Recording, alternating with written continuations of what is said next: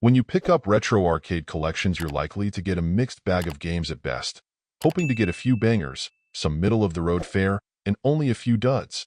In that mindset, Taito Milestones 3 is pretty well right on the mark, offering some truly top-tier classic arcade fun. A number that are pretty playable but clearly on a lower level than the best titles, and a few you may never need to load up more than once. Starting with the upper crust games, you have the absolutely iconic Bubble Bobble, Rastan, and depending on your taste, perhaps Dead Connection. Considering I placed the first two in my top 50 all-time arcade games, and I played a ton of them, they shouldn't need much introduction. They are highly regarded without question.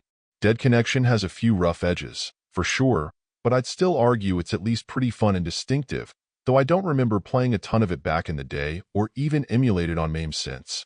As for the middle tier, many fit into that mold, including the underwhelming follow-up to Bubble Bobble named Rainbow Islands, which is okay, but lost the thread of what made its predecessor a classic.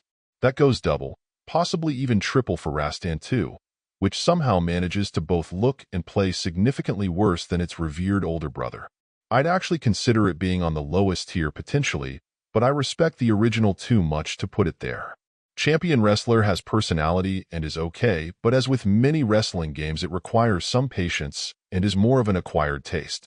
Finally, both Thunder Fox and Runark are reasonably good, respecting the run-and-gun and a beat-em-up genres respectively, but it isn't hard to reflect on more polished and satisfying games from those genres. Bringing up the rear, you have the lower tier, though to be honest, among some of the collections I've played, these are actually better on average than some, so it's all a bit relative.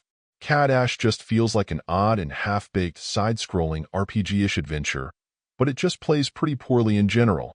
Finally, you have Warrior Blade, which I'm actually unfamiliar with, but was an odd disappointment.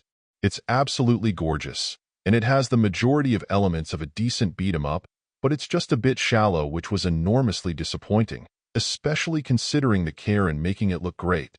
All in all, it's actually a pretty respectable collection overall, carrying enough excellence at the top to just about make it worthwhile to begin with. The middle and lower tier games aren't as inspired or polished, but depending on your tastes, something may actually stand out for you as a game you'll want to return to. It isn't the best collection out there, but it's also clearly far from the worst. Overall, my final score for the game ended up being an 8.1. And if you're interested in picking it up, it's currently available on the Switch eShop for $39.99. Thank you for taking the time to listen to this review. And if you'd like more information or ideas of indie games worth checking out on Switch, be sure to click on the link provided in the description. Until next time.